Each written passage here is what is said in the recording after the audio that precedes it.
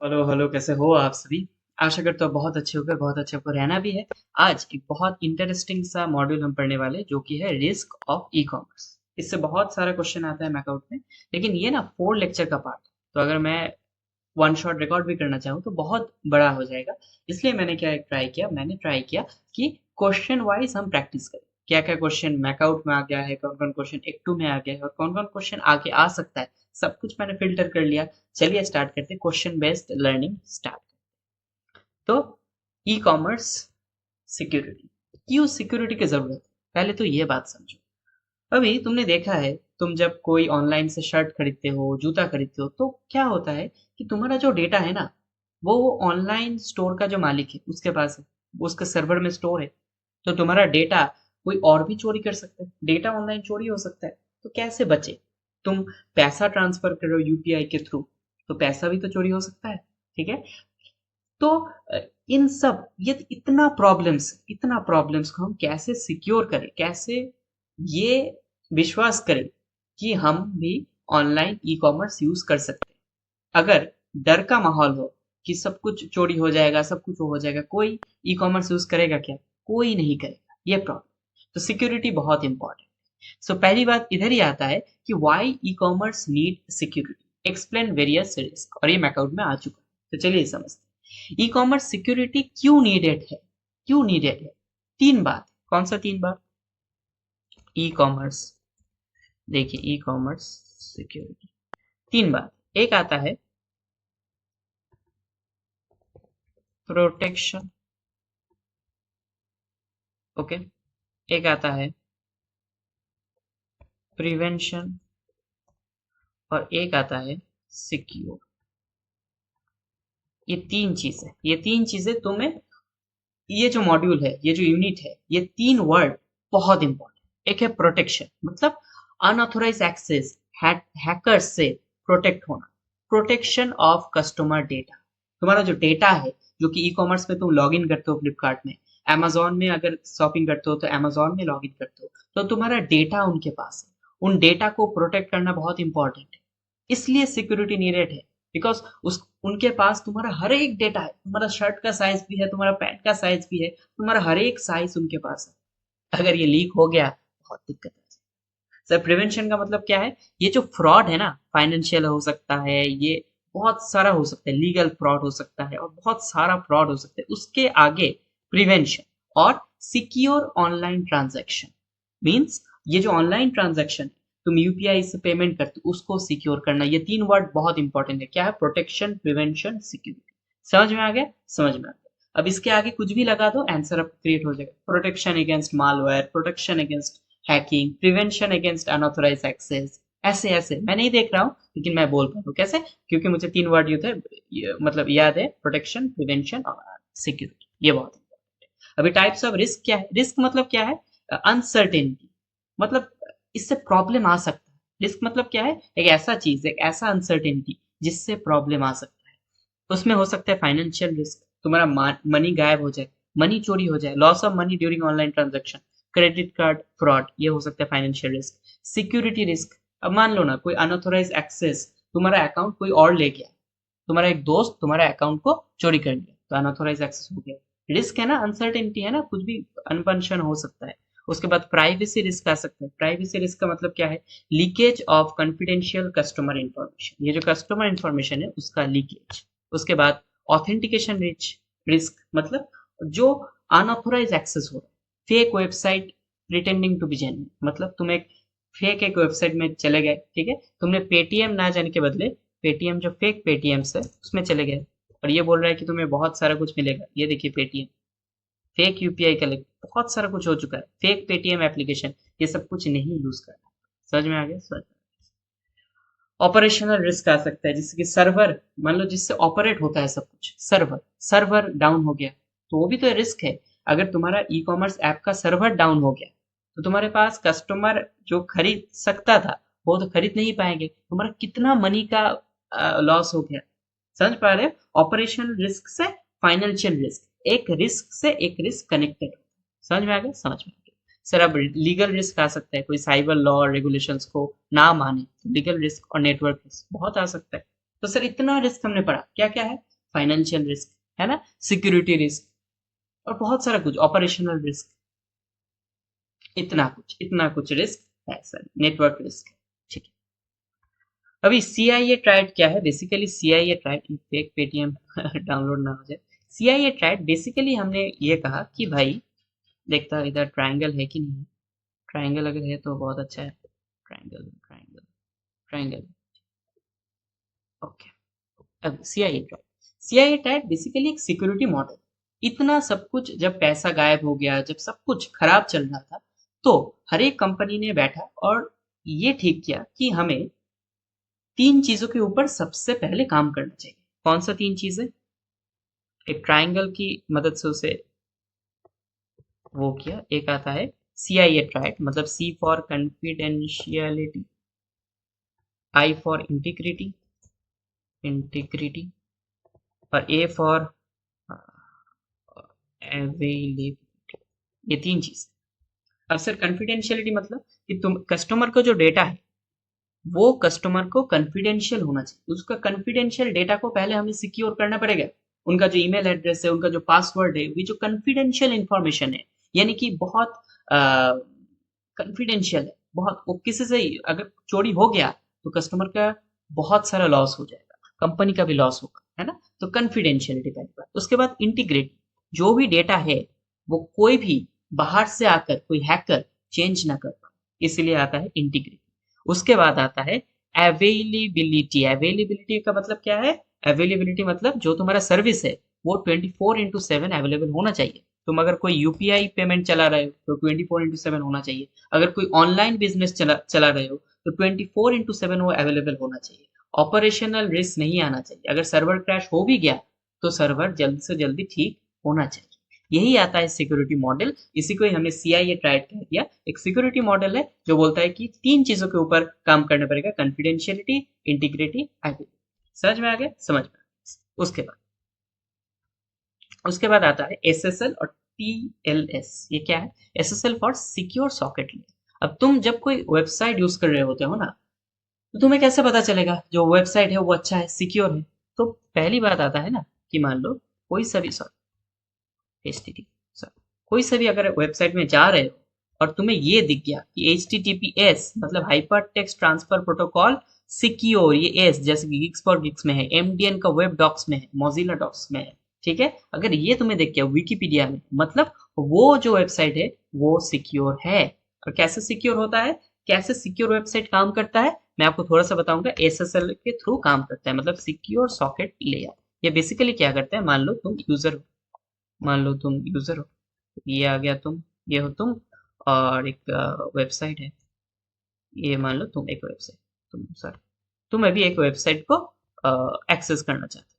तो तुम वेबसाइट में अपना पासवर्ड डालते हो, अपना ईमेल डालते हो, बहुत सारा कुछ इंफॉर्मेशन डालते हो। अभी वेबसाइट से मतलब ब्राउजर से वो तो सर्वर तक जाएगा। वेबसाइट तो एक जगह मतलब स्टोर है ना, वेबसाइट का सारा इंफॉर्मेशन एक जगह स्टोर होता है। कहाँ पर स्टोर होता है? सर्वर पे स्टोर होता है। तो वो तो सर्वर तक जाएगा, सर्वर।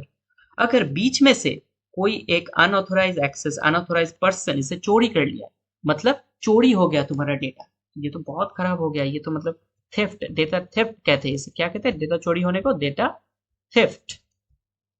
डेटा अगर थेफ्ट हो गया, चोरी हो गया, तो दिक्कत आ जाएगा। इसलिए HTTPS यानी कि सिक्योर सॉकेट लेयर क्या करता है कि तुम्हारा और तुम्हारे बीच जो एक तुम्हारा वेबसाइट, तुम्हारा जो ब्राउजर में तुम डेटा दे रहे हो और सर्वर तक एक टनल बना देता है। क्या बना देता है? टनल बना देता है। मान लो ट्रेन जैसा एक टनल बना देता है। अब डेटा इस टनल में से लॉक होके जाए, मतलब अभी डेटा को कोई चोरी नहीं कर सकता। कैसे टनल होता है? मान लो एक ऐसा टनल, ये ऐसा टनल होता है और इसमें से डेटा फ्लो होता है। तो ये एक सिक्योर लेयर है, एक सिक्योर लेयर है जो तुम्हारा, जो कोई भी तुम्हारा इंफॉर्मेशन था वो एक सिक्योर टनल के थ्रू सर्वर तक ले जाता है ताकि कोई चोरी ना कर सके। चोरी करने जाए तो उसके पास बैरियर आना चाहिए। तो ये है SSL। तो अब समझ गए? सिक्योरिटी प्रोटोकॉल होता है जो कि आपके मैसेज को एनक्रिप्ट करता है, आपको सिक्योरिटी प्रोवाइड करता है। ये एनक्रिप्ट कर देता है, प्रोवाइड सिक्योर कम्युनिकेशन, आपका जो ब्राउजर है और सर्वर तक एक टनल बना देता है ताकि वो क्या हो, वो प्रोटेक्ट रहे, वो सिक्योर रहे, बीच में से मैसेज कोई चोरी ना कर सके, इतना ही काम है एसएसएल का। आपका पासवर्ड प्रोटेक्ट करना, अनऑथोराइज एक्सेस, जैसे मैंने कहा बीच में से अगर कोई चोरी कर लिया तो अनऑथोराइज एक्सेस हो जाएगा। क्रिएट एचटीटीपीएस कनेक्शन, यही लेयर आपका एचटीटीपीएस के लिए इंपॉर्टेंट है। अगर एचटीटीपीएस कनेक्शन करना चाहते हो तो उसमें से सिक्योर सॉकेट लेयर जरूर होगा। वो सिक्योर सॉकेट लेयर का ही मॉडर्न वर्जन है टीएसएल, यानी कि ट्रांसपोर्ट लेयर सिक्योरिटी। सेम चीज है लेकिन थोड़ा सा इम्प्रूव और मोर सिक्योर टनल है, अच्छा टनल है। वो ठीक ठाक है लेकिन वो ओल्ड है, ये मॉडर्न टनल है। इसमें थोड़ा सा फास्टर इंक्रिप्शन होता है, ये मोर सिक्योर है और न्यूअर प्रोटोकॉल है, नया नया मार्केट में। ठीक है, तो ये देखिए ऐसे टनल से आपका डेटा इनक्रिप्ट होके टनल के बीच में से होके वेबसाइट सर्वर तक जाता है, ताकि कोई और उसे चोरी ना कर सके। एक लॉक बॉक्स हो जाता है, एक बॉक्स में आपका डेटा पैक हो जाता है, एसएसएल लेयर लॉक हो जाता है, उसके बाद ट्रैवल करता है। समझ में आ गया? अभी सर बेसिकली फायरवॉल क्या होता है? फायरवॉल तो बहुत आसान है। फायरवॉल क्या है? एक एक दरवाजा है जो कि अनऑथोराइज एक्सेस अगर कोई करना चाहता है तो उसे ब्लॉक कर देता है। मान लो इसे ये देख लेते हैं, ये एक वॉल की तरह है फायरवॉल, और ये देख लेता है कि ठीक है, इसका जो आ रहा है, ये जो डेटा पैकेट आ रहा है, ये मान लो एक डेटा पैकेट है और ये आ रहा है आ रहा है आ रहा है, और ये इधर इधर आके रुक जाता है। ये इसको चेक करता है, ये एक चेकिंग प्रोसेस है। जैसे सिनेमा हॉल में घुसने से पहले चेक होता है ना, वैसे ये चेक कर लेते हैं इसके पास कोई लेस का पैकेट तो नहीं है, कुरकुरे का पैकेट तो नहीं है, तो भाई घुसने देते। एक और आ गया, इसको देखते, अरे भाई इसके पास चिप्स का पैकेट आ गया, चिप्स का पैकेट आ गया, तो इसे घुसने नहीं दूंगा, नहीं घुसने दूंगा, घुसने एकदम नहीं दूंगा। और ऐसे ही काम में आता है आपका फायरवॉल। बेसिकली फायरवॉल क्या होता है? एक नेटवर्क सिक्योरिटी सिस्टम है जो कि मॉनिटर करता है, कंट्रोल करता है और फिल्टरिंग करता है। ये देखिए, ब्लॉक अनऑथोराइज एक्सेस, जो कोई भी अगर कोई अनऑथोराइज तरीके से एक्सेस करना चाहता है तो उसे ब्लॉक। समझ में आ गया? समझ। अभी थोड़ा सा फायरवॉल के बारे में तुम्हें पढ़ लेना है। हार्डवेयर और सॉफ्टवेयर फायरवॉल होता है। अनऑथोराइज एक्सेस करता है, ठीक है, नेटवर्क ट्रैफिक को मॉनिटर करता है। मैंने बताया ना, डेटा पैकेट जो कि नेटवर्क ट्रैफिक से आ रहा है उसको मॉनिटर करता है, तो बहुत इंपॉर्टेंट है। अभी what is cryptography, explain encryption और डिक्रिप्शन। ये बहुत आसान है, चलिए 2-3 मिनट में इसे अभी खत्म करते हैं, ठीक है। उसके बाद का टॉपिक बहुत मतलब कुछ भी नहीं। चलिए, तो ये हो तुम, अभी थोड़ा सा आराम करते। मान लो ये हो तुम और ये है तुम्हारा गर्लफ्रेंड, ठीक है। तुम मैसेज करना चाहते हो तुम्हारे गर्लफ्रेंड को, अरे आई लव यू, तुमने व्हाट्सअप खोला, मैसेज किया आई लव यू, और ये डेटा पैकेट ट्रैवल हो रहा है तुम्हारे गर्लफ्रेंड के पास, गर्लफ्रेंड के फोन तक। लेकिन क्या हुआ, एक एक दुश्मन ने, मान लो वो तुम्हारा गर्लफ्रेंड का कोई और है, कोई और चाहने वाला है, वो मैसेज को चोरी कर ले रहा है, गर्लफ्रेंड तक मैसेज पहुंच नहीं पा रहा है। तो ये तो दिक्कत है। और चोरी कर रहा है और रीड भी कर ले रहा है कि तुमने क्या लिखा, सब कुछ पढ़ पा रहा है। ये तो दिक्कत है। अब क्रिप्टोग्राफी बेसिकली क्या करता है, ये जो तुम्हारा वर्ड है, जो रियल मैसेज है, इसको इसको एनक्रिप्ट कर देता है। एनक्रिप्ट मतलब उसको एक कोड लैंग्वेज में कन्वर्ट कर देता है। मान लो कुछ भी, वो एल्गोरिथम के बेसिस में ठीक होता है। मान लो आई लव यू मीन्स ऐसा, आई लव यू को ऐसा ठीक कर। अब ये जाता है जाता है जाता है, ट्रैवल करे, अगर ये चोरी भी कर ले तो ये पढ़ पाएगा क्या? AHDV, ये क्या है? ये जब तुम्हारे गर्लफ्रेंड के पास आएगा, गर्लफ्रेंड के पास वो डिक्रिप्ट करने का चाबी होगा, और गर्लफ्रेंड जब गर्लफ्रेंड तक पहुंचेगा, डिक्रिप्ट होगा, तभी ये मैसेज तुम्हारा गर्लफ्रेंड ही सिर्फ पढ़ पा रहा है, और कोई बीच में से कोई पढ़ नहीं पा रहा है। इस प्रोसेस को हम कहते हैं क्रिप्टोग्राफी, एनक्रिप्शन और डिक्रिप्शन। अभी क्रिप्टोग्राफी में ये जो मैसेज इनक्रिप्ट हो रहा था, ये बेसिकली क्या हो रहा था, ये पहले कोड लैंग्वेज में कन्वर्ट हो रहा था और एक लॉक बॉक्स में इसे बंद किया जाता है ताकि सिक्योर रहे। एक लॉक बॉक्स होगा ना, तो बीच में से कोई पढ़ नहीं पाएगा। वो बॉक्स को, मैसेज को, एक बॉक्स से मैसेज को भर देता है, कोडेड मैसेज को, और बंद कर देता है। अभी मैसेज ट्रैवल हो रहा है, ट्रैवल हो रहा है, कोई कुछ नहीं कर पा रहा है, बिकॉज ट्रैवल हो रहा है, ट्रैवल हो रहा है, बॉक्स के अंदर ट्रैवल हो रहा है, बॉक्स के अंदर ट्रैवल हो रहा है। समझ में आ रहा है? समझ में आ रहा है? और बॉक्स में अगर ट्रैवल हो रहा है तो लॉक किससे कर रहे हो? एक की से कर रहे हो। की मतलब चाबी है तुम्हारे पास, उस चाबी को हम कहते हैं बेसिकली की कहते हैं, ठीक है, की। सो एनक्रिप्शन, एनक्रिप्शन मतलब एक तुम्हारा जो प्लेन टेक्स्ट है, जो असली मैसेज है, उससे साइफर टेक्स्ट, साइफर टेक्स्ट मतलब कोडेड लैंग्वेज वाला लैंग्वेज में कन्वर्ट करते हैं। और डिक्रिप्शन मतलब क्या है, कोडेड लैंग्वेज से रियल मैसेज जो तुम्हारे गर्लफ्रेंड के एंड में हो रहे थे कि ये जो ADBH है ये तुम्हारे गर्लफ्रेंड के पास जब चला आया तब डिक्रिप्ट होता है और रियल मैसेज तुम्हारे गर्लफ्रेंड को दिखता है। ये जो कोडेड लैंग्वेज है उससे रियल मैसेज में कन्वर्ट करने का जो प्रोसेस है वो होता है डिक्रिप्शन। समझ में आ गया? थोड़ा सा पढ़ लेना, समझ सकते हो। पासवर्ड सिस्टम में क्या ही बताऊंगा। पासवर्ड सिस्टम एक सिक्योरिटी मैकेनिज्म है। ऑब्जेक्टिव्स क्या है? User authentication, protection of confidential information है जो कि पासवर्ड में है। Confidential information, protection, prevention of unauthorised access, वो मैंने 3 कहा था, प्रोटेक्शन, प्रिवेंशन और सिक्योरिटी, सिक्योर ऑनलाइन ट्रांजेक्शन। देखो यही है, इससे बाहर कुछ है भी नहीं। स्ट्रॉन्ग पासवर्ड का फीचर क्या है? लॉन्ग पासवर्ड लेंथ होना चाहिए और ऐसा हो सकता है, तुम्हें ये पता है। अभी वीक पासवर्ड का एग्जांपल मैंने दे दिया, स्ट्रॉन्ग पासवर्ड का एग्जांपल दे दिया, डायग्राम दे दिया कि कैसे वेरिफिकेशन होता है, तो ये थोड़ा सा पढ़ लेना। पासवर्ड ऑथेंटिकेशन होता है, OTP ऑथेंटिकेशन होता है, वन टाइम पासवर्ड। उसके बाद क्या होता है? बायोमेट्रिक ऑथेंटिकेशन होता है। जो गवर्नमेंट वेबसाइट होता है ना उसमें बायोमेट्रिक ऑथेंटिकेशन होता है, मतलब आधार कार्ड का फेस रिकॉग्नाइजेशन, आधार कार्ड रिकॉग्नाइजेशन ऐसा हो। समझ में आ गया? समझ। अभी लिमिटेशन क्या है? देखो कुछ भी नहीं है, यूजर में फॉरगेट पासवर्ड, अगर पासवर्ड यूजर भूल गया तभी क्या कर सकते? तभी कुछ नहीं हो सकता। अब डिजिटल सर्टिफिकेट क्या होता है और इसका रोल क्या है ई कॉमर्स में?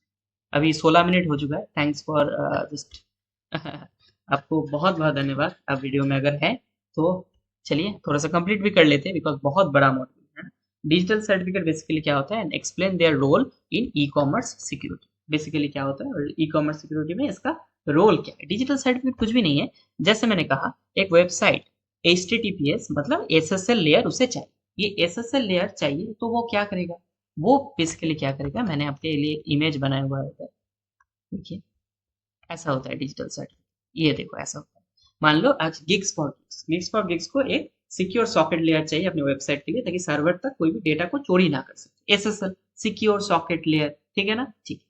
अभी वो एक सर्टिफिकेट अथॉरिटी से, जैसे आप कोई कोर्स करते हो तो आपको सर्टिफिकेट कौन देता है? एक सर्टिफाइंग अथॉरिटी, NPTEL हो सकता है और कुछ भी हो सकता है, वो आपको देता है ना। तो वही है ये बेसिकली सर्टिफाइंग अथॉरिटी एक मान लो एक अथॉरिटी होता है जो कि वेबसाइट में ट्रैफिक को देखता है कि ये वेबसाइट सही में ठीक है या नहीं। हर एक वेबसाइट पर आप HTTPS कनेक्शन नहीं कर सकते। फेक वेबसाइट्स जो है उसको क्या HTTPS कनेक्शन होगा? नहीं होगा। अगर HTTPS कनेक्शन तभी होगा जब वो वेबसाइट वो पास आउट करेगा। पहली बात क्या होता है मैं आपको बताता हूँ। एक मान लो मेरा एक वेबसाइट है ना, मेरा वेबसाइट का नाम है earn.com। मैं सर्टिफाइंग अथॉरिटी से मैं बोलूंगा कि मेरा वेबसाइट को देखो, सर्टिफाइंग अथॉरिटी CA मेरा वेबसाइट को देखो और मुझे बताओ क्या मुझे HTTPS कनेक्शन मिल सकता है या नहीं मिल सकता। तो सर्टिफाइंग अथॉरिटी पहले मुझे चेकआउट करेगा, मेरा वेबसाइट को देखेगा, ठीक है इसका वेबसाइट में कोई एडल्ट कंटेंट नहीं है, इसका वेबसाइट ठीक ठाक है, सिर्फ नोट्स बनाता है। तो सर्टिफाइंग अथॉरिटी मुझे एक डिजिटल सर्टिफिकेट देगा, बोलेगा ये लो तुम्हारा डिजिटल सर्टिफिकेट, ये लो तुम्हारा डिजिटल सर्टिफिकेट, तुम्हें सिक्योर सॉकेट लेयर मिल चुका है, अब तुम HTTPS कनेक्शन कर सकते हो अपनी वेबसाइट में, सिक्योर कनेक्शन है तुम्हारा। तो मुझे HTTPS कनेक्शन मिल सकता है, मुझे SSL लेयर मिल जाए, ठीक है। यही है डिजिटल सर्टिफिकेट। ये है डिजिटल सर्टिफिकेट का एक इशूड बाय सर्टिफाइंग अथॉरिटी। देख सकते हो इसका वैलिडिटी पीरियड रहता है, एक सीरियल नंबर, एक यूनिक नंबर रहता है और डिजिटल सिग्नेचर भी रहता है। डिजिटल सिग्नेचर मतलब ये तो रियल सिग्नेचर नहीं होता है, ये डिजिटली साइन किया जाता है, डिजिटली साइन किया जाता है। मान लो एक आईपैड है, उस आईपैड में आई पेन से वो क्या कर रहा है? सर्टिफाइंग कर रहा है, तो वो डिजिटल सिग्नेचर हो गया। डिजिटल सिग्नेचर क्यों होता है? फॉर ऑथेंटिकेशन पर्पस, कि मुझे सही में सर्टिफाइंग अथॉरिटी से ही मुझे सर्टिफिकेट मिला है ना। सिग्नेचर बहुत इंपॉर्टेंट होता है। मान लो मुझे आकर एक सर्टिफिकेट आज मिलेगा NPTEL की तरफ से, तो उसमें तो NPTEL का जो डायरेक्टर चीफ हेड है उसका सिग्नेचर लगेगा। तो वो क्या रियल में सिग्नेचर कर रहा है क्या? हर एक कॉपी में नहीं, वो डिजिटल सिग्नेचर। और बहुत इंपॉर्टेंट है ये, बैंक में बहुत इंपॉर्टेंट आता है। जब बैंक में कोई ट्रांजैक्शन हो रहा है, कोई बड़ा ट्रांजैक्शन हो रहा है, ऑनलाइन का बड़ा ट्रांजैक्शन हो रहा है, तो क्या होता है? डिजिटल सिग्नेचर करते हैं। समझ में आ गया? Digital signature is electronic security mechanism used to verify authenticity and originality of digital message, कि ये जो मैसेज आया है ये क्या सही में आया है, ये जो सर्टिफिकेट है, ये जो डिजिटल सर्टिफिकेट है वो क्या सही डिजिटल सर्टिफिकेट है या फेक डिजिटल सर्टिफिकेट यूज कर रहे हैं, वो किससे पता चलेगा? डिजिटल सिग्नेचर से। समझ में आ गया? थोड़ा सा पढ़ लेना, इतना ही है। अगर ज्यादा पढ़ाना पड़े, आज 20 मिनट्स हो गया। सो अगर आप हैं हमारे साथ जुड़ा जुड़े हुए हैं। तो thanks for giving us your time.